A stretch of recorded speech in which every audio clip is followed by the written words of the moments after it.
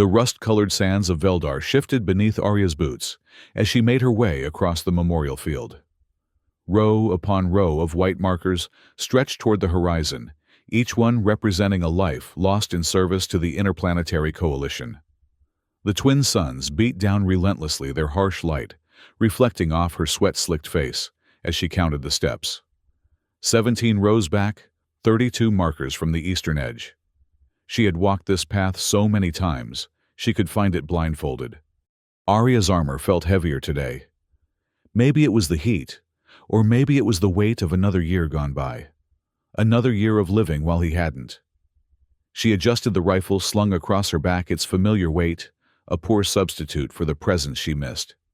The marker she sought was indistinguishable from the others, a simple slab of white synth stone, weathered by 3 years of sandstorms.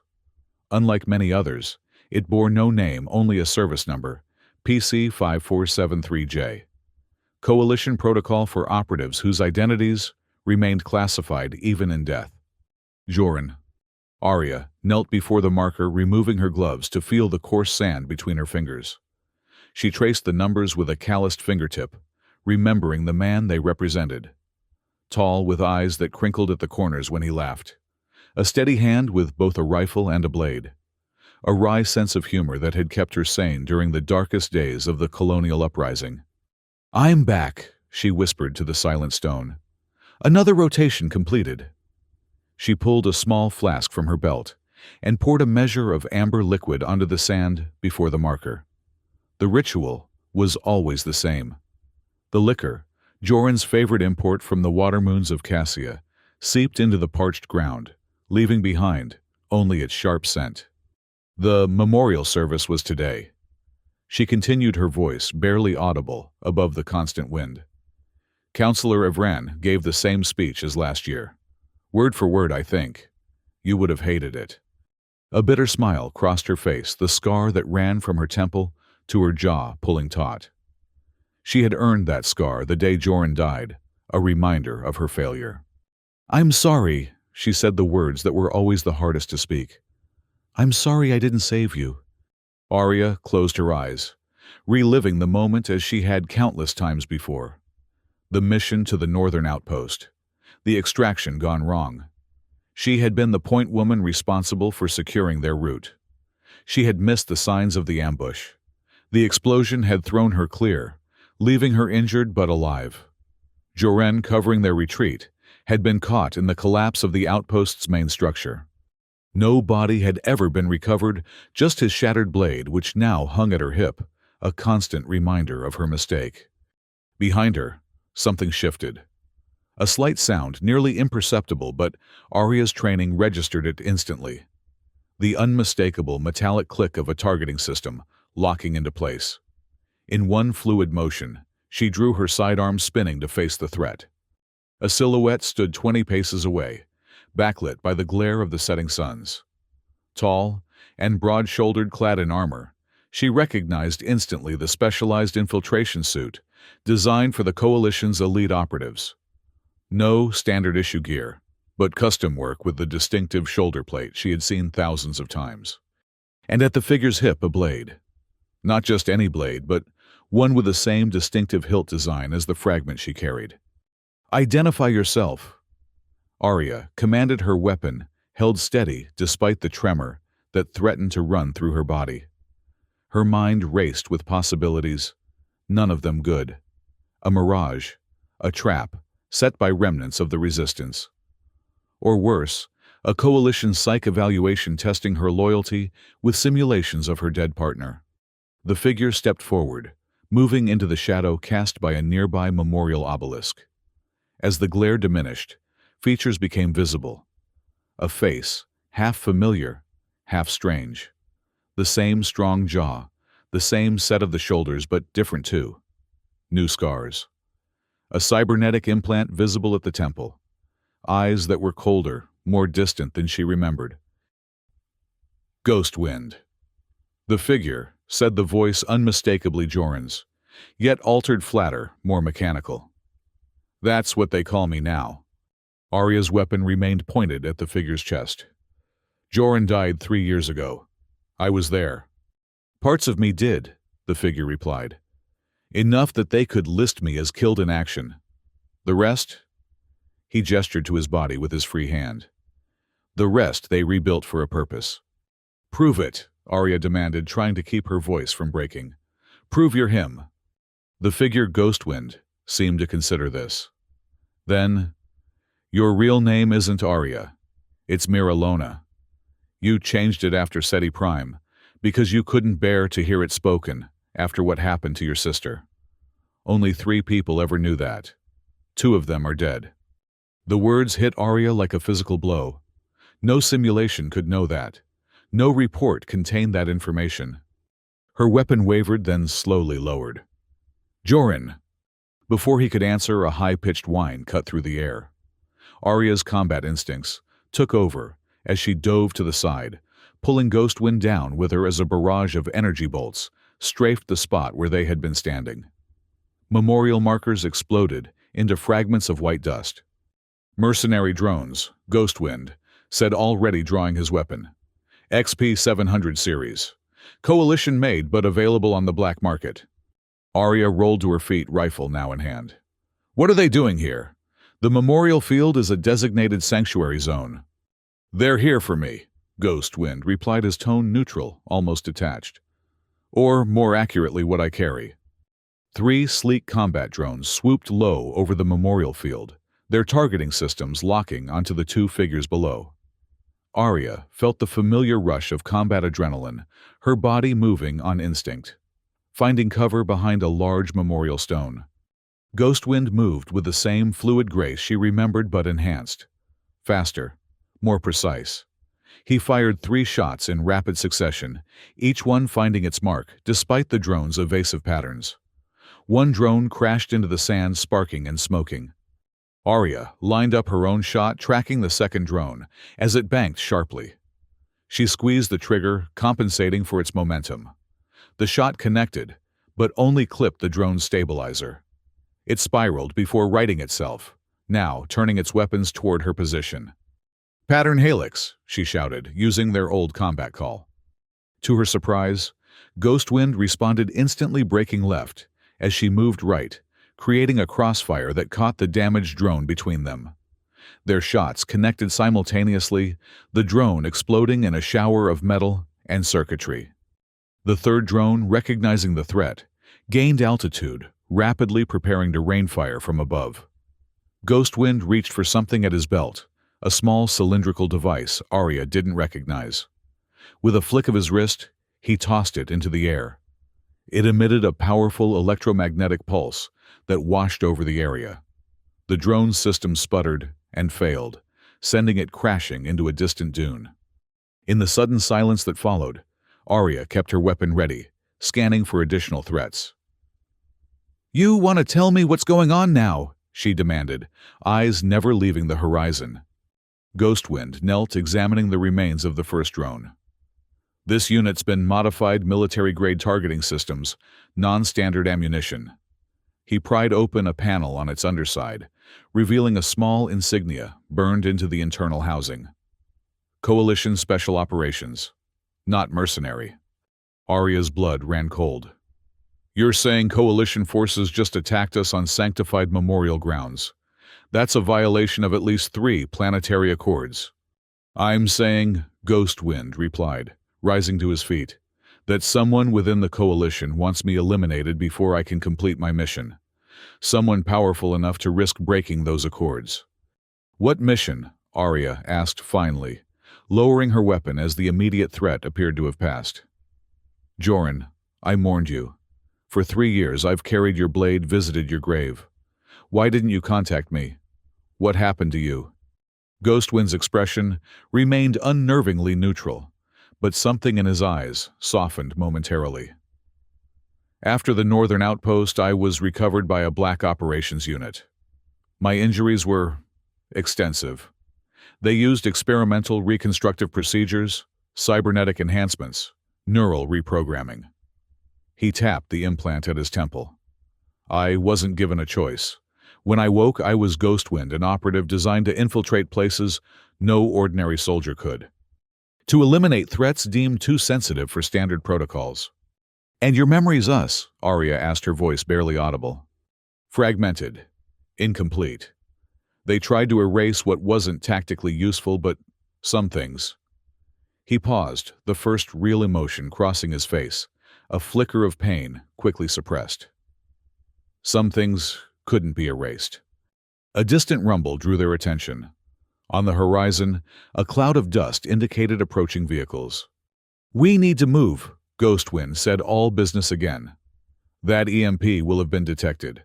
They'll send ground forces to confirm the kill." "Where?" Arya demanded. "And why should I go anywhere with you?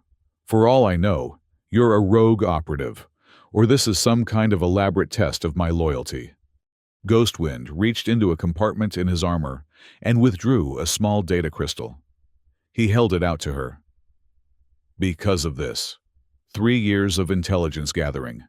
Evidence of corruption at the highest levels of the Coalition command structure on Veldar, including the true purpose of the Northern Outpost mission, the one where I supposedly died."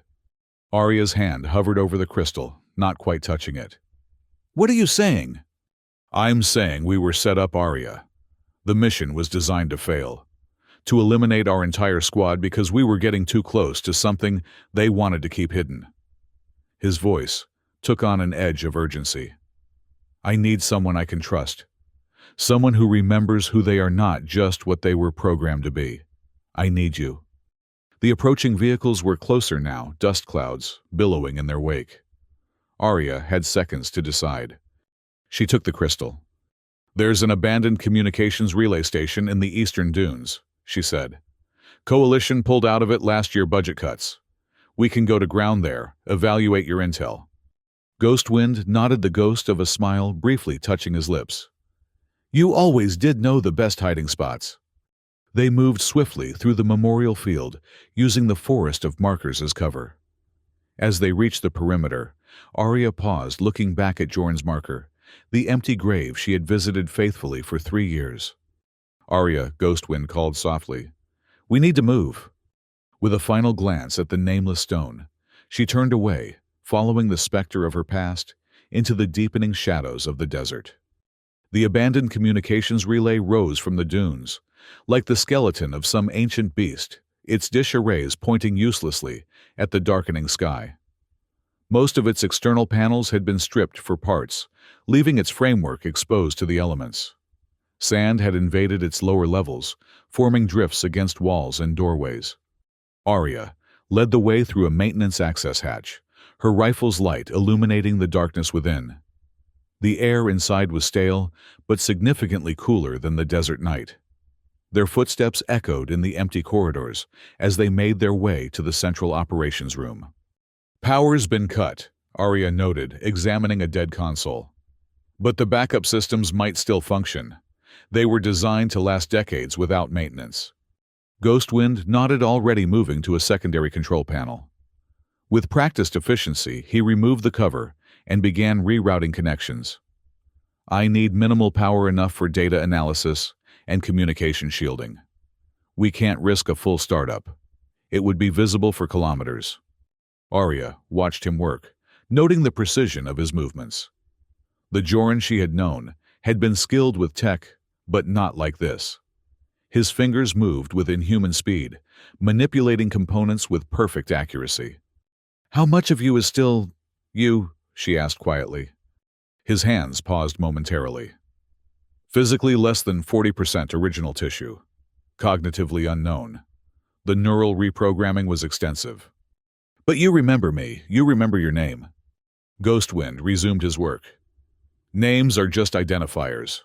Memories can be implanted or manipulated." "Then why seek me out? Why trust me with whatever's on that crystal?" Before he could answer, a soft hum filled the room, as emergency lights flickered to life, casting everything in a dim blue glow. "We have power," Ghostwind said, avoiding her question. "Limited, but enough." He gestured to a functional data terminal. "We can use this to review the intelligence." Arya unclipped the data crystal from her belt, turning it over in her palm. "Before I plug this in, I need to know what I'm looking at, and who I'm helping." Ghostwind straightened, meeting her gaze directly for the first time. Operation Duskfall, he said. A classified initiative to profit from prolonging conflict on border worlds. Key coalition officials diverting weapons supplies, strategic information to resistance cells, then demanding increased military funding to combat the growing threat. Billions in resources siphoned through shell corporations, while outposts fall and peacekeepers die. Arya's grip tightened around the crystal. That's treason at the highest level. It's more than treason. It's systematic exploitation of suffering. For a moment, passion broke through Ghostwind's controlled demeanor. The northern outpost wasn't just a random target. It housed data proving the connection between Veldar's command structure and resistance armaments.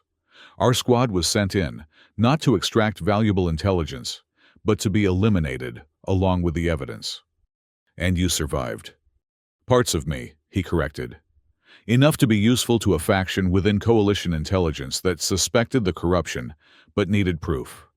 So they rebuilt you, Arya said bitterly, turned you into Ghostwind and sent you back to gather evidence against your own killers. Efficiency, he replied with a coldness that made Arya shiver. I already had knowledge of the players involved, the terrain, the operational parameters. And what happens when your mission is complete? What happens to Ghostwind then? The silence that followed was answer enough. Arya inserted the data crystal into the terminal. The screen came to life, displaying files, communications records, financial transactions, a web of corruption that stretched across years of operations on Veldar. Names of officials she recognized, commanders she had served under, even members of the Planetary Council. And at the center of it all, a name that made her blood freeze, Commander Marlene, Arya's mentor, the woman who had recruited her, trained her, promoted her after Joran's death. The commander who had personally authorized the Northern Outpost mission. No, Arya whispered, scrolling through damning evidence of Marlene's involvement. There has to be a mistake. There's no mistake, Ghostwind said, his voice softening slightly. I verified every piece of data personally, multiple sources cross-referenced. Arya's mind raced, recalling conversations, orders, seemingly insignificant comments that now took on new meaning. Marlene's insistence that Arya lead point on the Northern mission. Her unusual leniency regarding the failed operation. The rapid promotion afterward, keeping Arya close, perhaps out of suspicion or guilt or calculated control. I can't, Arya began, then stopped, steeling herself. I need to verify this independently. We need a secure uplink to coalition intelligence databases. Not possible from here, Ghostwind replied. The relay's external communication arrays are damaged beyond repair, and any standard communication channel would be monitored. Then we need Rilo, Arya decided. Rylo's alive. For the first time, genuine surprise registered on Ghostwind's face. Very much so. After the Northern Outpost, he was reassigned to communication security in Central Command. He has access to encrypted channels that bypass standard monitoring. Ghostwind considered this. Rilo was always loyal, but approaching Central Command increases our exposure exponentially. We don't need to go to Central Command, Arya explained. Rilo maintains the emergency communication network, the old-style physical transmission lines that run through the maintenance tunnels beneath the city. He checks the junction points personally every third rotation, including tomorrow. You've maintained surveillance on coalition communication protocols. Ghostwind noted something almost like approval in his voice. I maintained awareness of the whereabouts of the few friends I had left, Arya corrected him. After losing you, it seemed prudent. The admission hung between them, a reminder of the person Joran had been, the relationship they had shared. Ghostwind's expression remained impassive, but he nodded slowly. The maintenance tunnels will be our best approach, he agreed.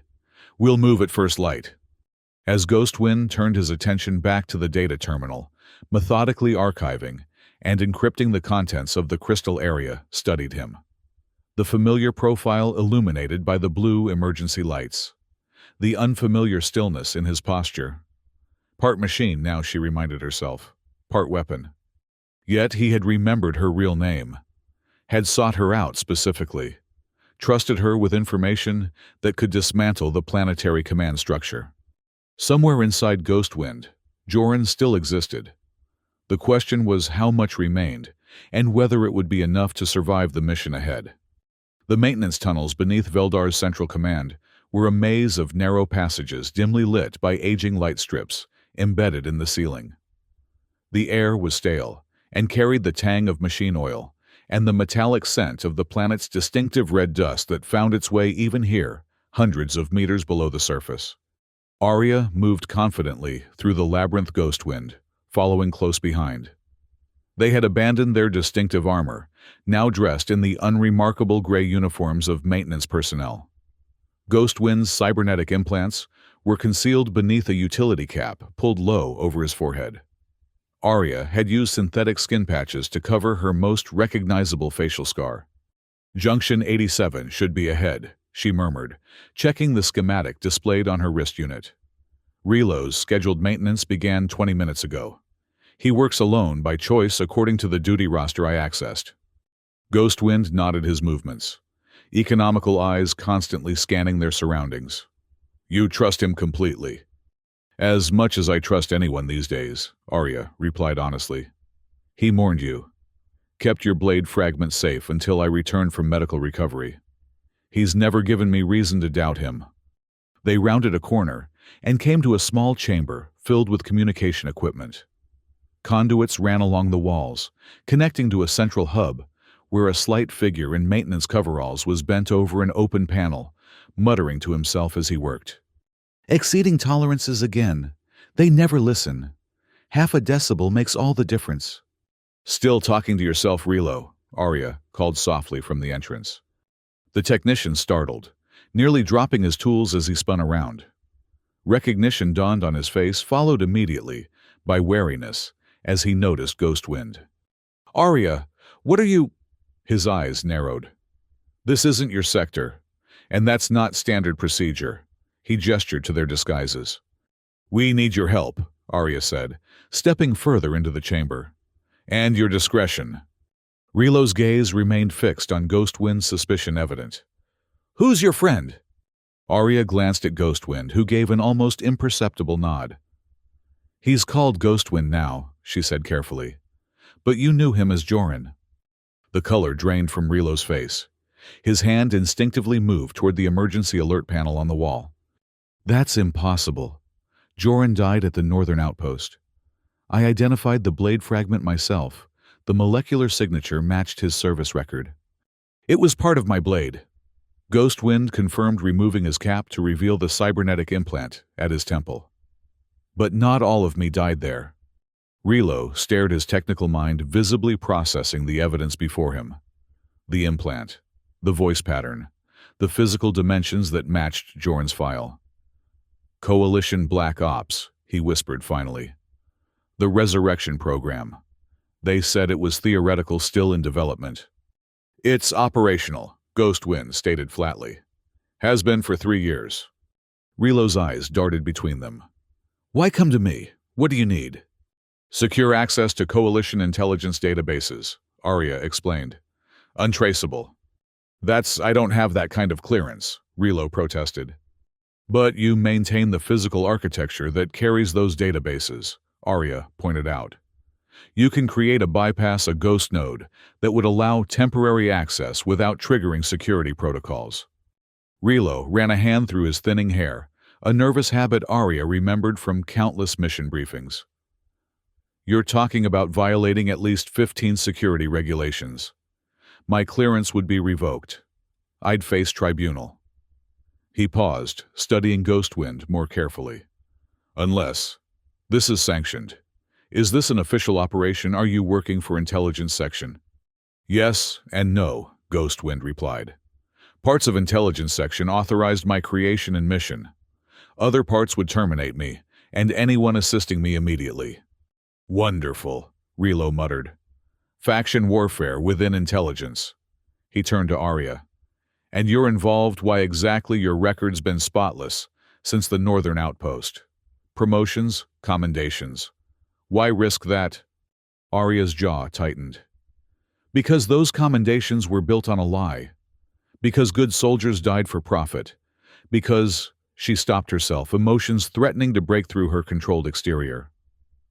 Because I need to know the truth, Relo. All of it. The technician studied her face, then nodded slowly. Truth. Always was your weakness. He turned back to the open panel. I can create a secure uplink through this junction. It will appear as routine diagnostic traffic. You'll have approximately 8 minutes before the automated security sweep would detect the anomaly.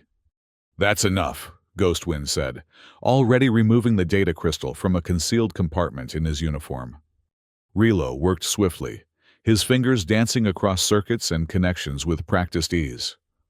Whatever you're looking for, he said without looking up. Make it specific. Narrow parameters. The less you have to search, the better your chances of remaining undetected. Ghostwind inserted the crystal into a port Relo indicated. Operation Duskfall, he said. Commander Marlane's involvement specifically. Financial transactions, communication records, mission authorizations. Relo's hands froze momentarily. Marlane, he whispered. You're investigating Marlane. You know something, Arya said, noting his reaction. Relo resumed his work, but his movements were less confident. Rumors. Technical staff hear things. Systems that shouldn't be accessed being accessed. Communication channels open during blackout periods. Nothing concrete, nothing I could prove. He connected a final circuit. But Marlane, she's untouchable. 3 decades of service. Personal commendation from the Coalition Supreme Commander. No one is untouchable, Ghostwind stated. The display screen embedded in the junction panel illuminated, showing a secure connection to the Coalition intelligence databases. Encrypted files began to download onto their crystal, supplementing the evidence Ghostwind had already gathered. Arya watched as the data accumulated mission logs, financial records communications between Marlane and various corporations that had profited from the extended conflicts on Veldar and neighboring worlds. The evidence was damning far beyond what she had expected. She authorized strikes against civilian transports, Arya said, reading one document with growing horror.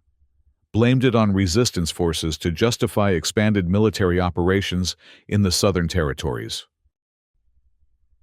The Halen massacre, Relo murmured, looking over her shoulder.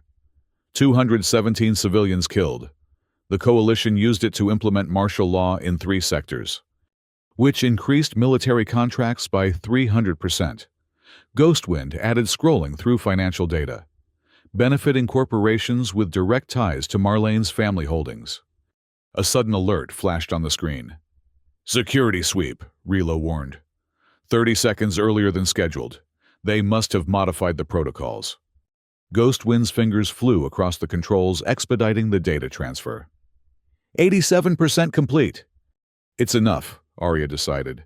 Disconnect now. Relo severed the connection, just as another alert appeared, this one on his personal communication device. He paled as he read the message. Emergency Command Staff Meeting. All technical supervisors required to attend. Effective immediately. What's happened? Arya demanded. Unknown, but unscheduled command meetings usually mean a security breach has been detected, Ghostwind finished for him. They know someone's accessing restricted files.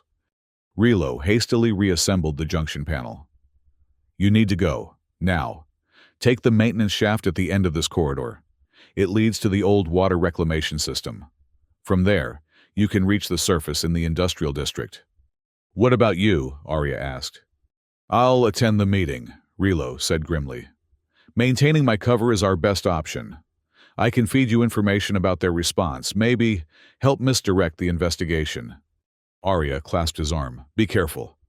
I always am, he replied with a weak smile. It's you two walking into the storm. He turned to Ghostwind. Good to see you again, Joran. Or whatever you call yourself now. A flicker of the old Joran passed across Ghostwind's face. Take care of yourself, Relo, like old times.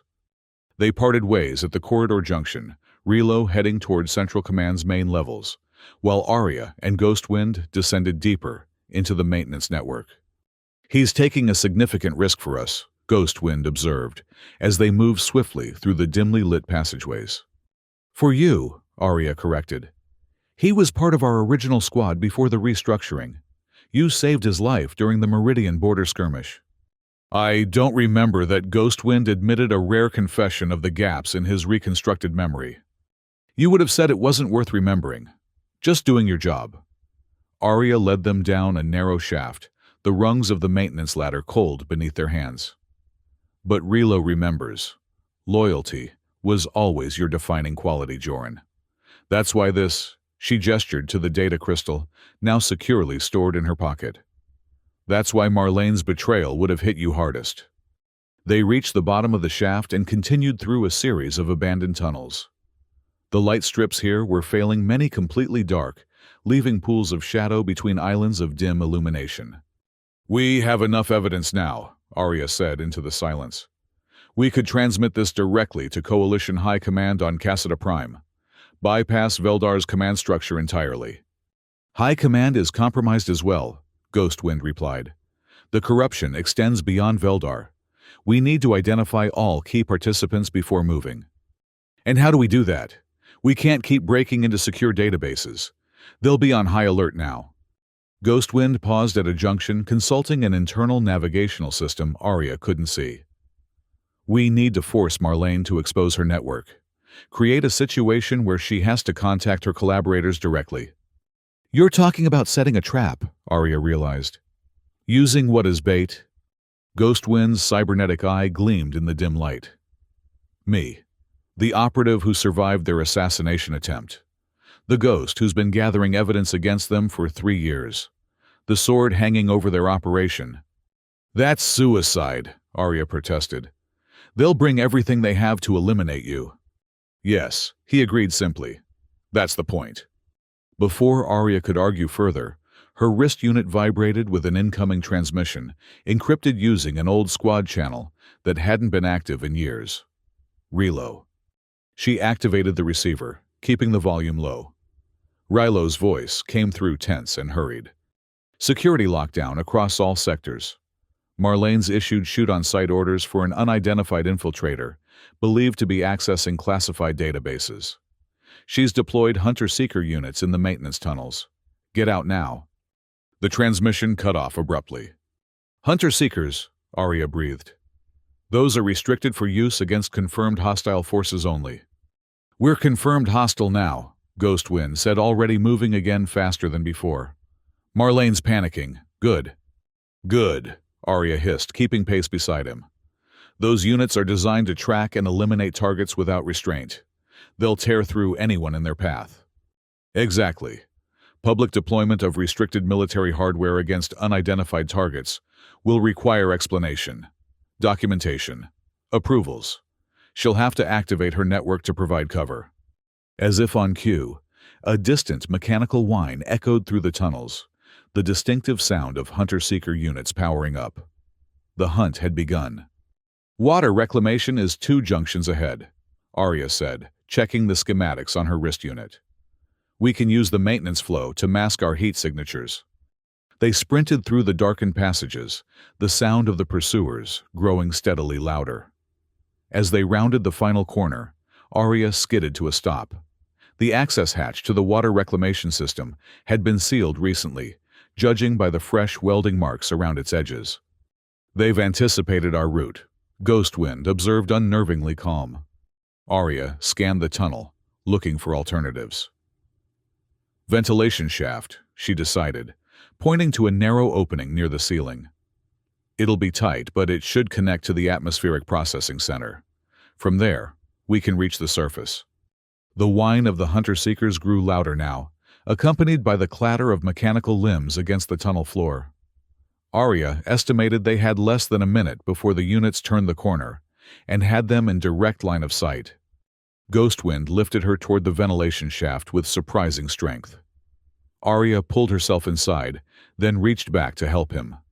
The shaft was barely wide enough for Ghostwind's enhanced frame. He moved with difficulty the cybernetic components of his body, scraping against the metal walls. They had crawled perhaps 20 meters when the first hunter-seeker unit reached the sealed hatch below. Its sensors immediately detected the heat residue from their recent presence. The mechanical whine changed pitch as it communicated with its counterparts. Arya and Ghost Wind froze, not daring to move as the units analyzed the area. Then came the sound they both feared, the distinctive powering up of cutting tools. The hunter-seekers had detected their escape route and were preparing to follow. "Move, Ghost," Wind urged, his voice barely audible. "Quickly." They scrambled through the narrow shaft, the sound of the cutting tools spurring them on.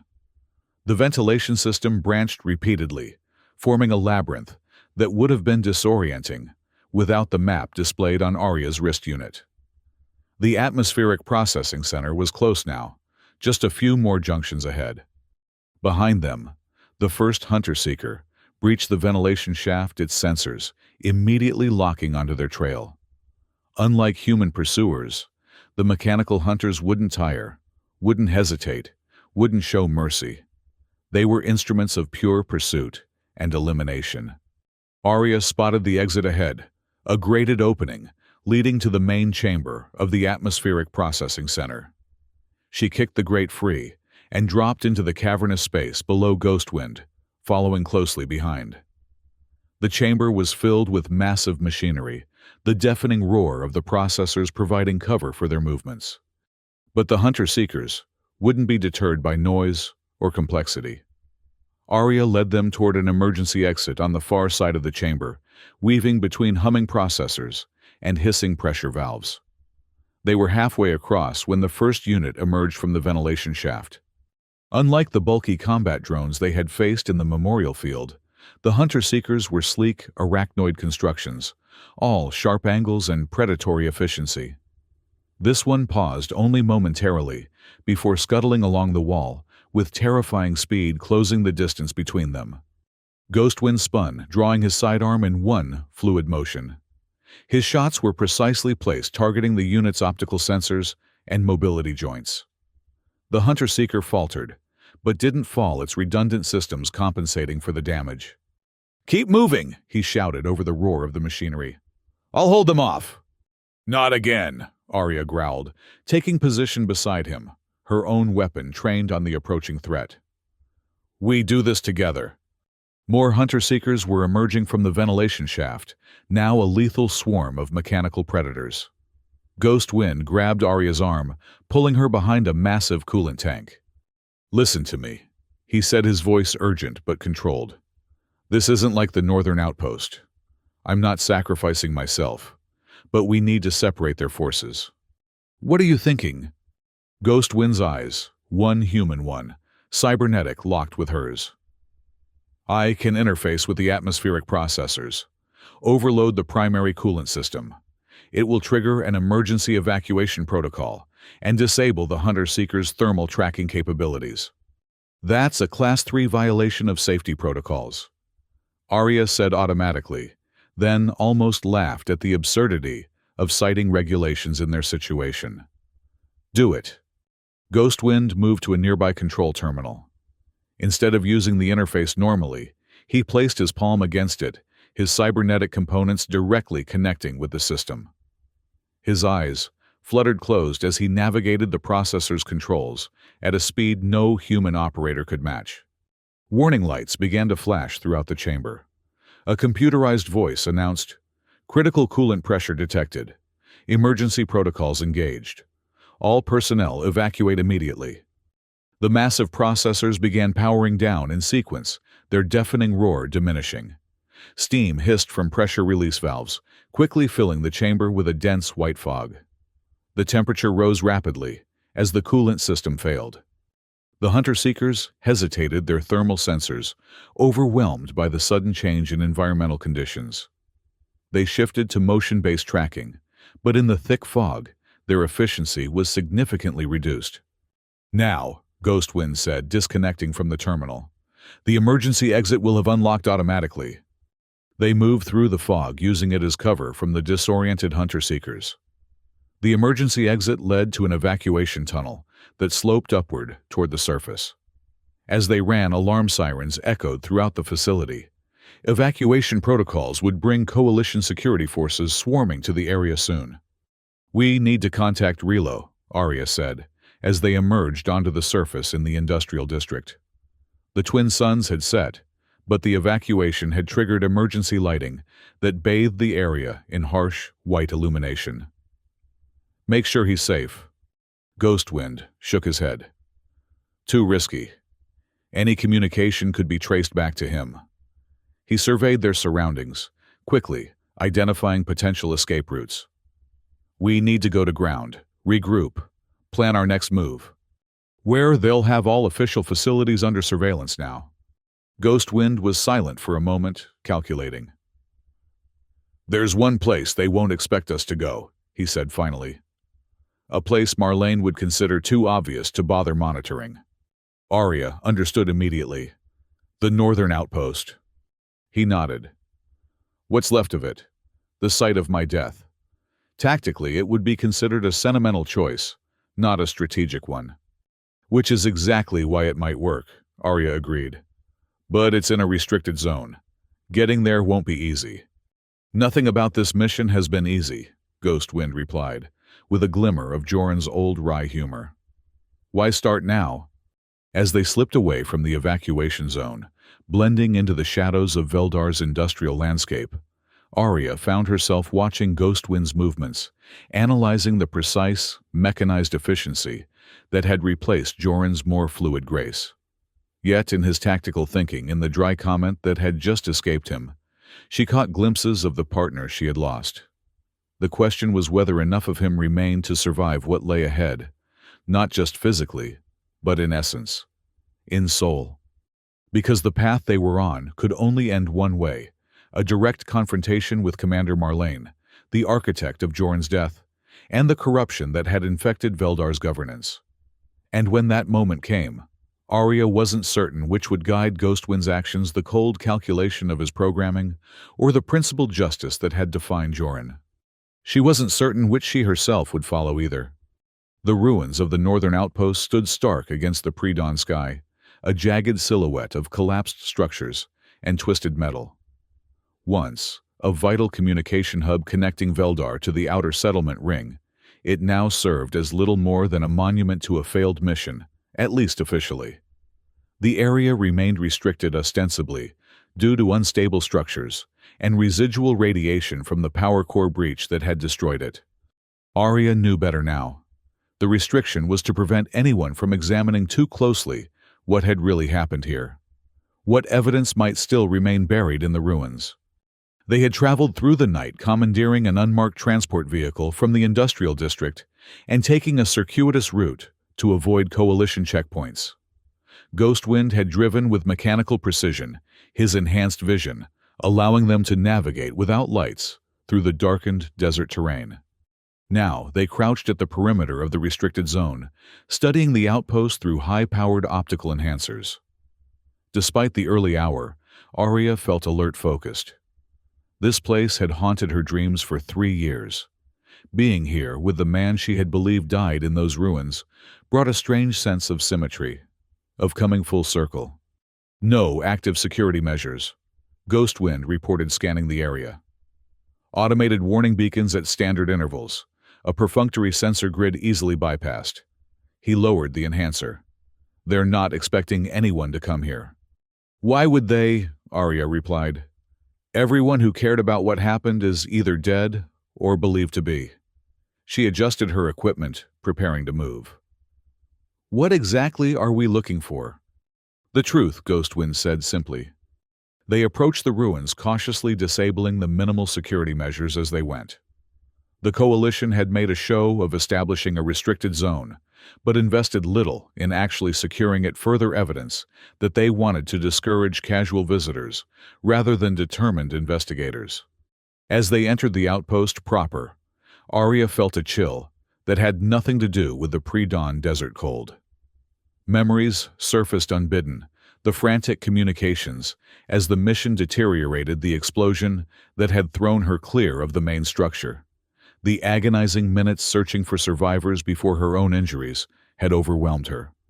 Ghostwind moved with purpose toward what had been the central command post, now little more than a skeletal framework of support beams and shattered walls. He paused at what remained of the entrance, his enhanced eye glowing faintly as he scanned the area. The structural collapse wasn't random, he observed. Precision charges, targeted destruction. Arya examined the metal support beams, noting the clean shearing that contradicted the official report of a catastrophic power core failure. They wanted to make it look like an accident while ensuring maximum damage to specific sections. The data center. Ghostwind pointed to a heavily damaged area where several beams converged. That's where the evidence would have been stored. That's where I was when the charges detonated. The clinical way he described his own near-death sent a shiver through Arya. How did you survive? The reinforced security door. Standard protocol when downloading sensitive data was to seal the room. I had initiated the procedure moments before the explosion. He moved toward the collapsed data center, navigating the unstable rubble with inhuman balance. The door contained the worst of the blast, but the ceiling collapsed. I was trapped, crushed, bleeding out when the Black Ops unit found me. Arya followed carefully, trying not to disturb the precarious ruins. Why would they save you if this was an assassination attempt? I was an opportunity, Ghostwind interrupted. A soldier with specialized training already officially dead. Perfect candidate for the experimental program. He knelt beside a partially exposed section of flooring, brushing away years of accumulated dust. The Black Ops division isn't monolithic. Factions exist. The one that recovered me suspected corruption, but lacked concrete evidence. They needed someone who could operate in the shadows outside official channels. Someone expendable, Arya said bitterly. Ghostwind didn't deny it. Instead, he focused on the floor section fingers, tracing a nearly invisible seam. There, he murmured. Emergency protocol storage. With careful precision, he worked his fingers into the seam and applied pressure in a specific sequence. There was a soft click, and a small section of the floor slid aside, revealing a hidden compartment. Inside lay a data core primitive by current standards, but designed for one purpose: to withstand catastrophic system failure and preserve critical information. Every coalition outpost has one, Ghostwind explained carefully, extracting the device. Radiation-shielded, impact-resistant. It records all command-level communications for 72 hours prior to system failure. The data is supposed to be recovered during the official investigation. But there was no real investigation, Arya realized. Just a cursory survey team that declared the site too dangerous for thorough examination. Exactly. Ghostwind connected the data core to a portable analyzer from his equipment pack. The device hummed softly as it powered up its small screen, displaying the progress as it attempted to access the ancient storage medium. Arya scanned their surroundings, alert for any sign of pursuit. The first of Veldar's twin suns was cresting the horizon, casting long shadows through the ruins. Soon, the temperature would begin to rise, making their position increasingly uncomfortable and increasingly visible to any aerial surveillance. How long? She asked, keeping her voice low. Unknown. The core sustained damage. Data recovery may be partial at best. Ghostwind's focus remained on the analyzer, his expression revealing nothing of what he might be feeling to be back at the site of his death. Minutes passed in tense silence. The analyzer's progress bar advanced in tiny increments. Arya continued her surveillance, moving to higher ground to gain a better vantage point of the surrounding desert. From her elevated position, something caught her eye, a metallic reflection in the growing sunlight, half buried in the sand, some distance from the main ruins. Curious, she made her way carefully down the unstable debris and toward the object. As she drew closer, she recognized it with a jolt of shock. A blade hilt, the distinctive design, unmistakable even after years of exposure to the elements. Not a fragment, but the complete hilt of Jorun's ceremonial blade, the one she had believed completely destroyed, save for the shard she carried. Arya knelt carefully, excavating the hilt from the sand. Its surface was scorched and dented, but the core material, a rare alloy from Joran's homeworld, remained intact. She turned it over in her hands, memories flooding back the day he had received it, upon completion of special operations training, the countless times she had seen it strapped to his side, the precision with which he had wielded it in combat. "Arya," Ghostwind's voice carried across the ruins, urgent, but controlled. "I have something." She returned to the data center, the recovered hilt secured at her belt, alongside the fragment she had carried for years. Ghostwind was still kneeling beside the analyzer, but his posture had changed, a new tension evident in the set of his shoulders. "What is it?" she asked, crouching beside him. "Audio recordings. The last communications before the explosion." He adjusted a control, and a voice emerged from the analyzer's speaker, distorted by damage, but recognizable. "Charges are in position, awaiting final authorization." Then another voice, one that made Arya's blood run cold. "Commander Marlene.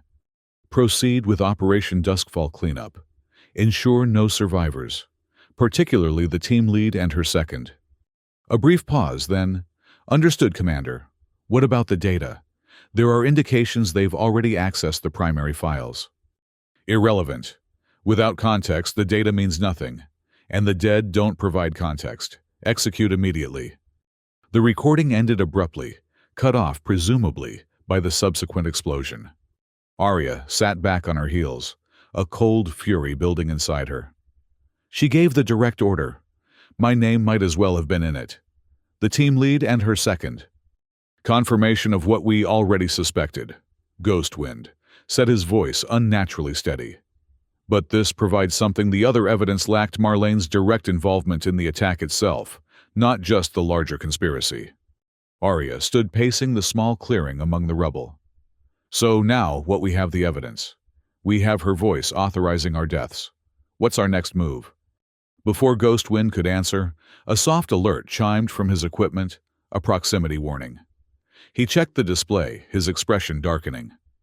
"Aerial transport approaching from the south. Coalition signatures." "They found us," Arya said, immediately shifting to tactical assessment.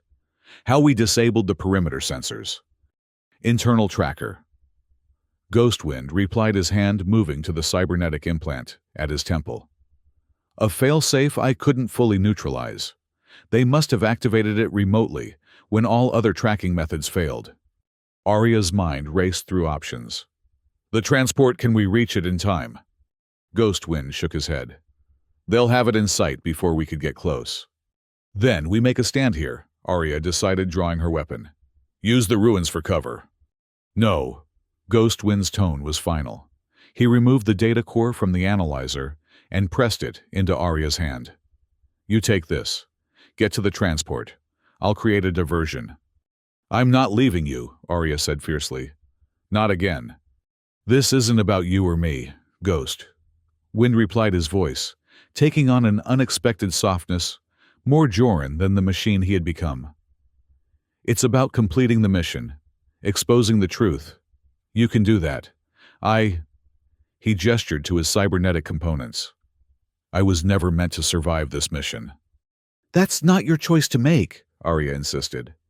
A sad smile touched Ghostwind's lips, the most human expression she had seen from him since his return. "Some choices were taken from me when they rebuilt me. But this one..." He placed his hand over hers, closing her fingers around the data core. "This one is mine. Let me make it." The sound of the approaching transport grew louder, the distinctive whine of coalition engines now clearly audible. Time was running out. Arya looked into his eyes. One natural, one artificial, searching for the partner she had lost. What she saw there was neither fully Joran nor entirely Ghostwind, but something new, a synthesis of the man she had known and the weapon he had become, making a choice that honored both. She leaned forward, pressing her forehead against his, an intimate gesture from their shared past. "I'll expose them," she promised. "All of them. They'll answer for what they did to you, to us." "I know you will," he replied softly. Then more urgently, "Now go. Southwestern route, Stay low. The rising sun will be in their eyes giving you cover." With a final nod, Arya tucked the data core securely into her equipment pack and moved swiftly through the ruins following the path he had indicated. She glanced back once to see Ghostwind positioning himself atop the highest point of the collapsed structure, fully exposed, a deliberate target drawing attention away from her escape. As she reached the edge of the restricted zone, she heard the first exchange of weapons fire. She didn't look back again. Instead, she ran the weight of the data core and the truth it contained driving her forward. The transport vehicle was where they had left it, partially concealed beneath a natural overhang of rock. She powered it up, plotting a course not toward the city, but toward the one place where she might still find an ally with the means to broadcast the evidence, Counselor Siami's private communications facility in the Eastern Territories. As she drove away from the northern outpost, the sound of combat faded behind her. Arya refused to consider whether Ghostwind would survive the encounter. Instead, she focused on what she knew with certainty. Commander Marlane had ordered their deaths 3 years ago. The mission now was to ensure she failed once and for all. Counselor Siami's private estate rose from the eastern dunes like an oasis of civilization amid the harsh desert landscape.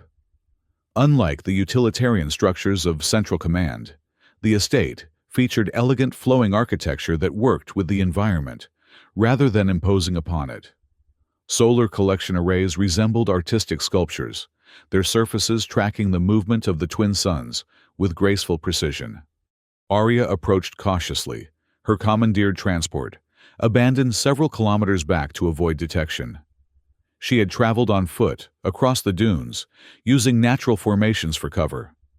Her uniform was caked with the distinctive red dust of Veldar's desert, her skin gritty with it despite the protective gear she wore. The estate's security was subtle, but comprehensive sensor arrays disguised as decorative elements, automated defense systems integrated into the landscape design. Arya had visited once before, accompanying Commander Marlane to a high-level briefing. The memory now carried a bitter irony. Rather than attempting to bypass the security systems, Arya took a direct approach. She stood at the perimeter, hands visible, and stated her name and rank clearly. Within moments, she was surrounded by security personnel, not coalition forces, but Siami's private guards distinguished by their civilian attire and non-standard equipment. "I need to see the counselor," Arya stated firmly. "It's a matter of planetary security." The head of security, a woman with close-cropped silver hair and the bearing of a veteran, studied her with shrewd eyes. "Peacekeeper Arya, you're currently listed as AWOL, potentially compromised. Half the coalition forces on Veldar are looking for you." "That's why I'm here," Arya replied evenly. "Counselor Siami needs to know why." After a brief but thorough security scan, Arya was escorted through the estate to a secluded interior garden. Water features created a peaceful ambient sound, while climate control systems maintained a comfortable temperature despite the desert heat outside. Counselor Siami sat beside a small pool, reviewing documents on a transparent display screen. Siami was not what many expected in a planetary counselor. Where most politicians cultivated an imposing presence, Siami was slight of build with a quiet demeanor that belied her considerable influence. What she lacked in physical presence, she made up for in intellectual acuity and political cunning. She dismissed the security detail with a gesture, waiting until they were alone before speaking. "Peacekeeper Arya, this is either very brave or very foolish, depending on the contents of that pack you're clutching so tightly." Arya remained standing, her posture formal, despite her disheveled appearance.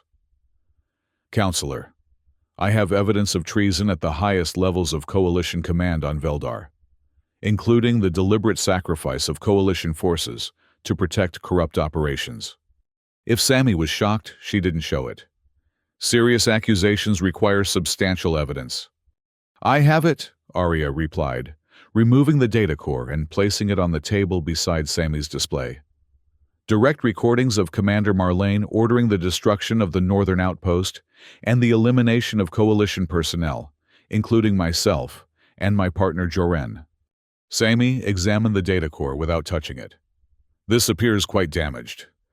It survived the explosion that was meant to destroy it and us. Arya removed the crystal, containing the additional evidence they had gathered. This contains supporting documentation, financial records, communication logs, mission data indicating a systematic operation called Duskfall, profiting from prolonged conflict through arms deals, resource appropriation, and tactical information sold to all sides. "And you acquired this how?" Semi asked, her tone neutral. Arya hesitated, then decided on complete honesty. "With the help of a coalition operative codenamed Ghostwind. A soldier believed killed in the northern outpost explosion recovered and reconstructed by a faction within coalition intelligence." Joran, Siami, said, surprising Arya with her knowledge. "Yes, I was aware of certain experimental programs, though not their full extent or specific participants."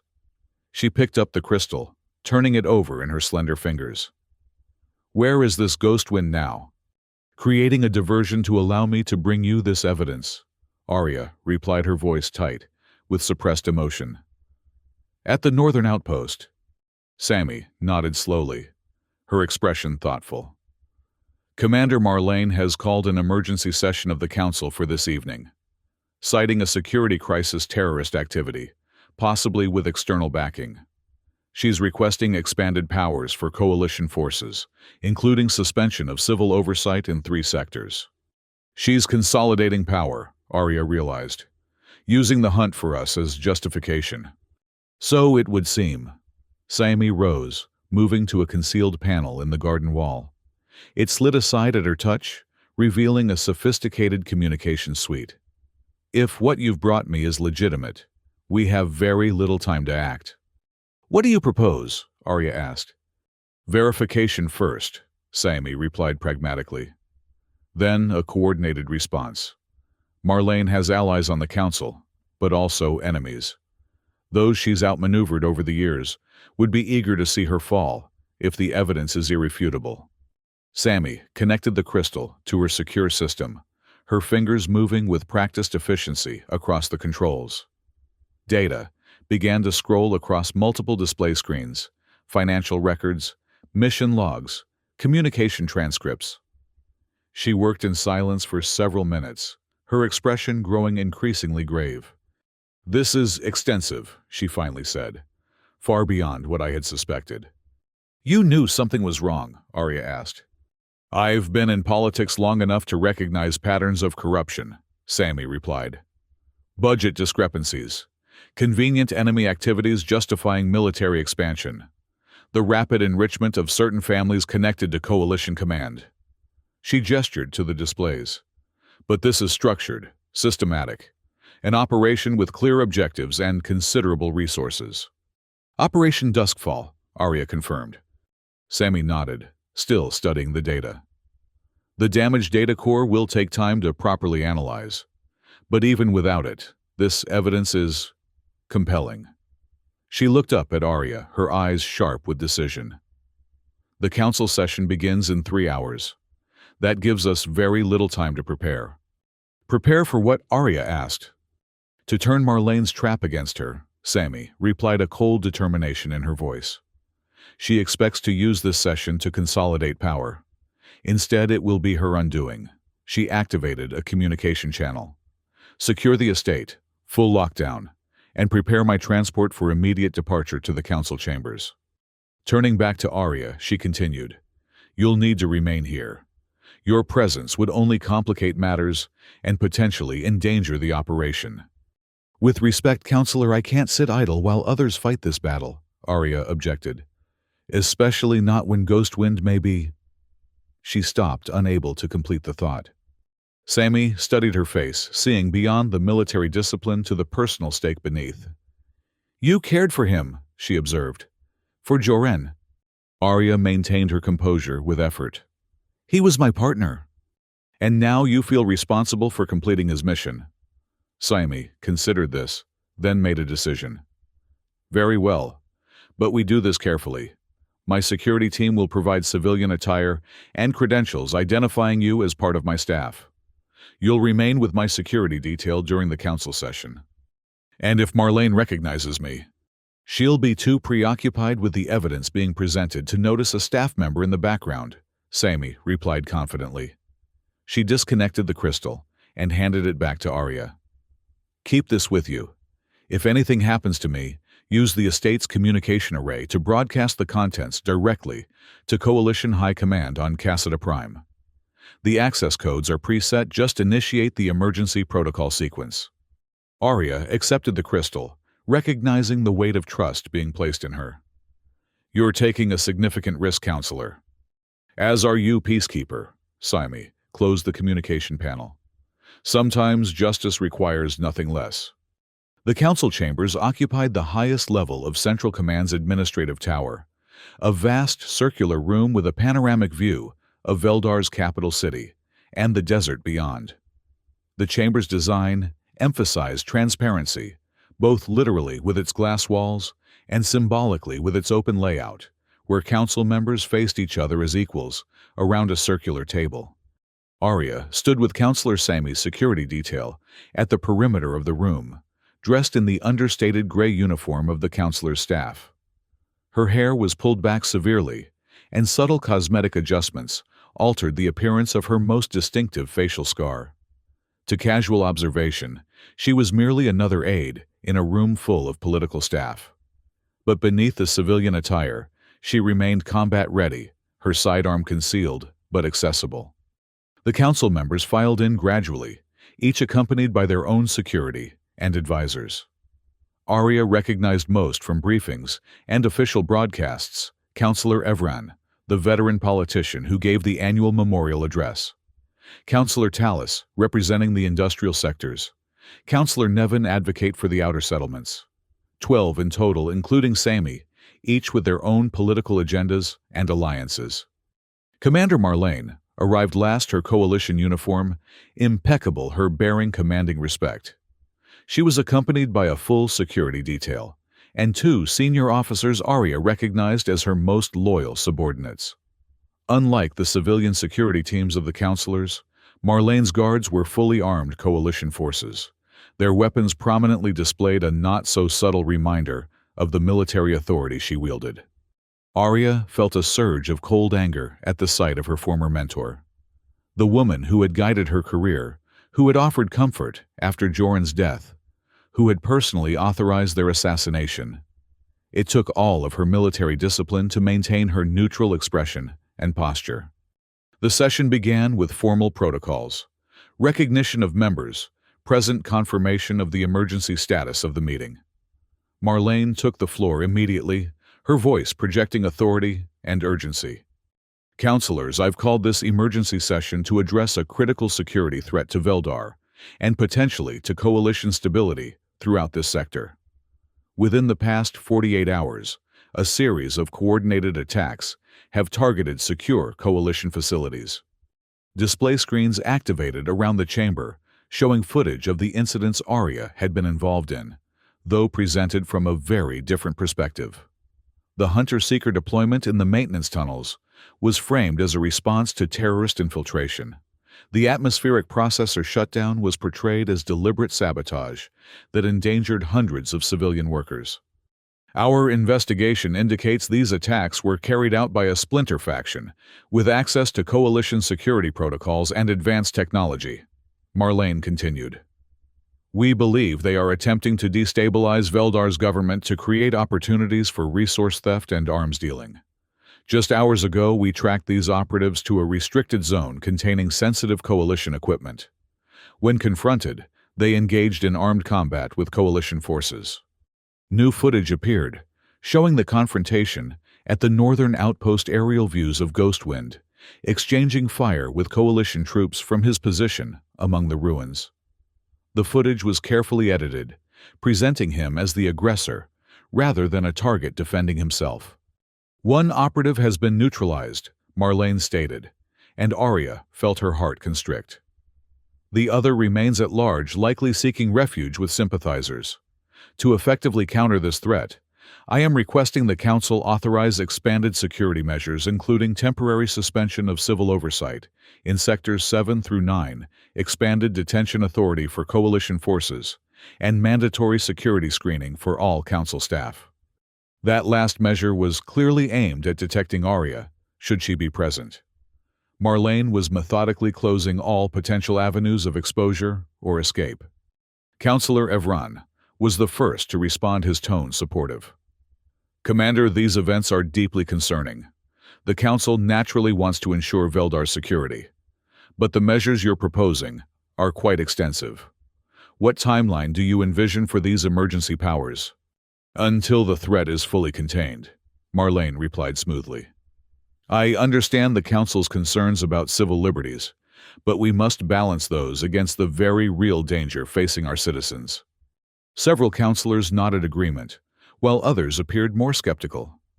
Arya watched the political dynamics unfold, recognizing the allies Marlene had cultivated. If the vote were held immediately, Marlene would likely secure the authority she sought, authority that would make her effectively untouchable, even with the evidence Arya and Ghostwind had gathered. But then, Councillor Saemi spoke, her quiet voice somehow commanding attention despite its softness. Before we proceed to a vote, I believe we should fully understand the nature of the threat. Commander Marlene, could you clarify something for the Council?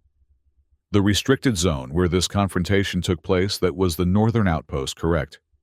Marlene's expression remained neutral, but Arya, watching closely, noticed a slight tensing in her posture. That is correct, Councillor. The same northern outpost that was destroyed 3 years ago in what was reported as a catastrophic power core failure. Yes, the site remains restricted due to structural instability and residual radiation. Saemi nodded thoughtfully.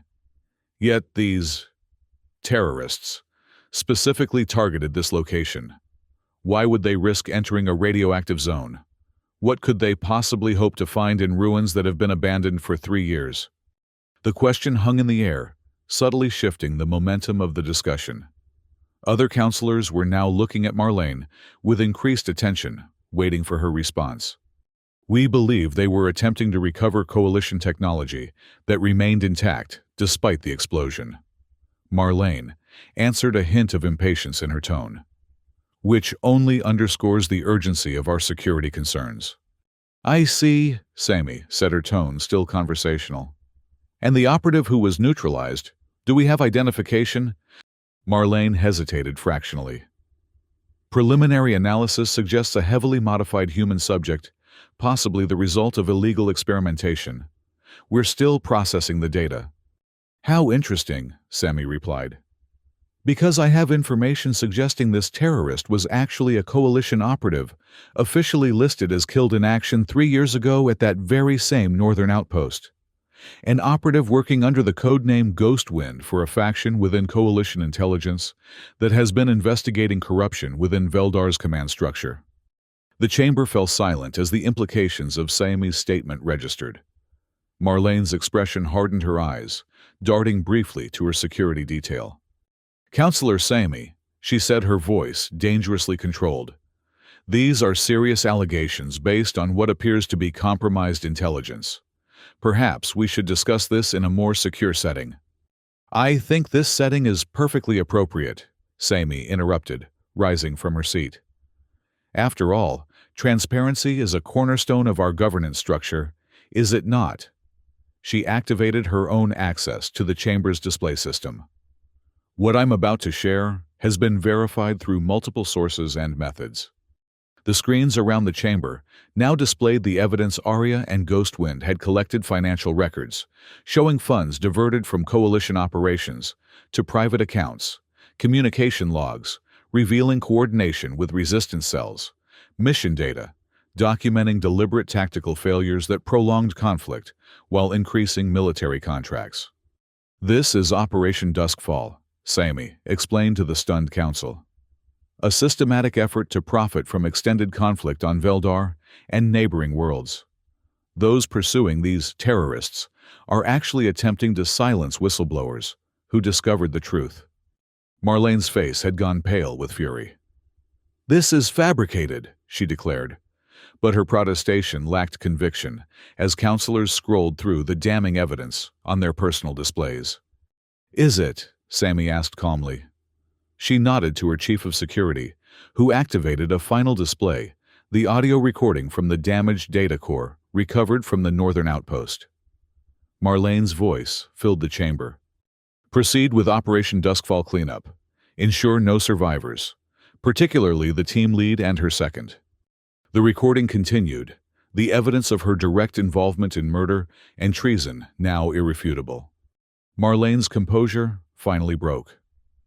"Security Protocol Obsidian," she barked, and her coalition guards immediately moved into action weapons, raised forming a protective circle around her. "This chamber is compromised. Counselor Siami is working with the terrorists. Secure the room." Chaos erupted as civilian security teams moved to protect their respective counselors. Arya abandoned her position of anonymity, drawing her concealed weapon and moving swiftly to Sami's side. "Stay behind me, counselor," she ordered, placing herself between Sami and Marlene's forces. Recognition flashed in Marlene's eyes as she spotted Arya. "You," she hissed. "I should have confirmed your death personally 3 years ago." "You made a lot of mistakes," Arya replied evenly, her weapon steady. "That was just the first." A standoff had developed in the Council Chamber coalition forces, loyal to Marlene, on one side, civilian security teams on the other. The counselors had taken cover behind their guards, all except Siami, who remained calmly seated at the council table.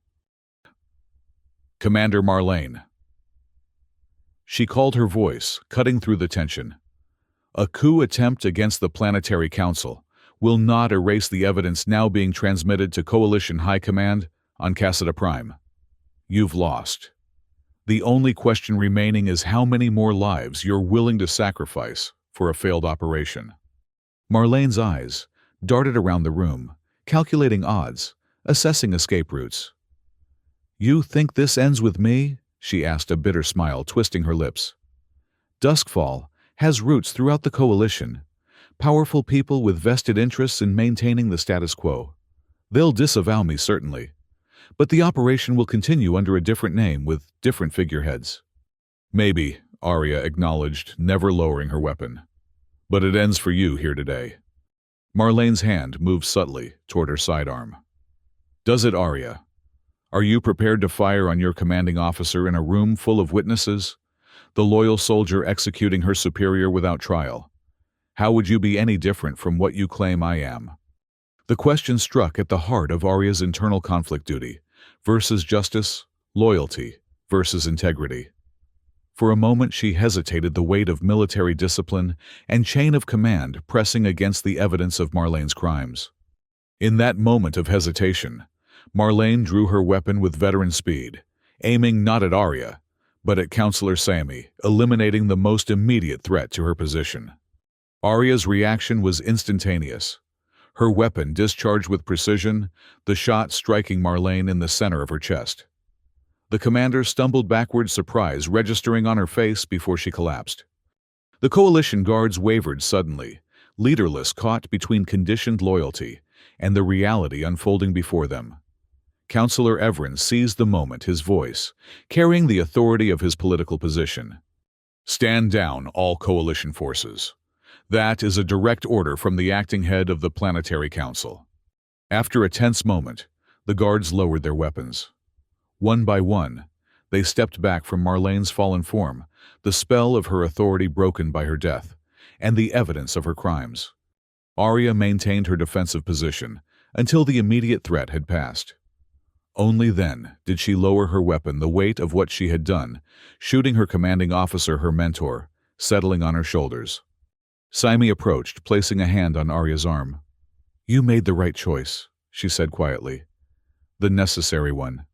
Arya nodded, though the justification did little to ease the burden. She had upheld her oath to protect Veldar's governance and citizens, but broken the military chain of command in the most definitive way possible. Even with the evidence of Marlene's corruption, there would be consequences. "What happens now?" she asked, holstering her weapon as calm, gradually returned to the council chamber. "Justice," Sami replied. "For those who died at the northern outpost. For the civilians caught in artificially prolonged conflicts. For all the victims of Operation Duskfall." She gestured to the evidence still displayed on the council screens. "We'll use what you and Ghostwind gathered to dismantle the entire network, not just on Veldar, but throughout the Coalition." At the mention of Ghostwind, Arya's thoughts returned to the northern outpost, and the last time she had seen him positioning himself as a target to cover her escape. "He sacrificed himself," she said quietly. "Again." "Perhaps," Sami acknowledged. "But Coalition forces reported only that the operative was neutralized, not necessarily killed. Given his enhancements and his previous survival, it might be premature to assume the worst." The possibility, however slim, kindled a spark of hope in Arya's chest. But she tempered it with realism. Ghostwind, or what remained of Joran within him, had never expected to survive his mission, had perhaps never wanted to carry the burden of his altered existence. In the days that followed, Arya worked closely with Counselor Sami and loyal Coalition intelligence officers to unravel the full extent of Operation Duskfall. The evidence they had gathered proved just the tip of the iceberg, a vast conspiracy that had inflicted incalculable suffering for profit and power. Marlene's allies were identified and arrested. Corrupt officials were removed from positions of authority. Restitution began for communities that had suffered under artificially prolonged conflicts. Through it all, Arya maintained a silent vigil for news of Ghostwind. Coalition forces had indeed recovered a body from the northern outpost, heavily damaged, but with active cybernetic components. It had been transferred to a secure medical facility, its status classified. Whether anything of Joran remained, whether he could be restored again, or would want to be remained unknown. 1 week after the confrontation in the council chamber, Arya returned to the memorial field, where her journey had begun. The white markers stood in silent rows, beneath the twin suns unchanged, despite the upheaval that had transformed Veldar's governance. She made her way to the familiar spot 17 rows back, 32 markers from the eastern edge. The nameless stone marking Joran's empty grave stood as it had for years. But this time, Arya carried not just the fragment of his blade that had been her talisman, but the complete hilt she had recovered from the northern outpost. And alongside it, another object, the cybernetic implant, that had marked Ghostwind as different from the man he had once been. It had been delivered to her anonymously, with no explanation of whether its former owner lived or had finally found peace. Arya knelt before the marker, placing both blade fragments and the implant in the sand. From her pocket, she withdrew a small etching tool. With careful precision, she carved a single word into the surface of the white stone: forgiveness. Not forgiveness for Marlene or the others who had betrayed their oaths for profit, but forgiveness for herself, for surviving when others hadn't. For the years spent in ignorance, serving a corrupt command. For the shot she had ultimately taken, ending a life to protect others. And perhaps most of all, forgiveness for Joran for whatever choices he had made, as Ghostwind for whatever part of himself he had sacrificed to expose the truth. As the twin suns began their descent toward the horizon, Arya rose to her feet. She took one last look at the marker at the blade fragments and implant that represented both Joran's past and Ghostwind's purpose. Then she turned away, leaving them behind. The memorial field would remain a testament to lives lost in service. But Arya's vigil was complete. Whether Ghostwind had found final peace, or would someday return in yet another form, she had fulfilled her promise, exposing the truth, delivering justice, honoring the sacrifice that had been made. As she walked away from the grave that had never truly held Joran's body, Arya felt the weight of grief and guilt lifting from her shoulders. The past could not be changed, but the future of Veldar and her own future now stretched before her, free from the shadows of corruption that had darkened it for so long. Behind her, the last rays of the setting suns caught the white marker illuminating the word she had etched there: forgiveness. Not an end, but a beginning.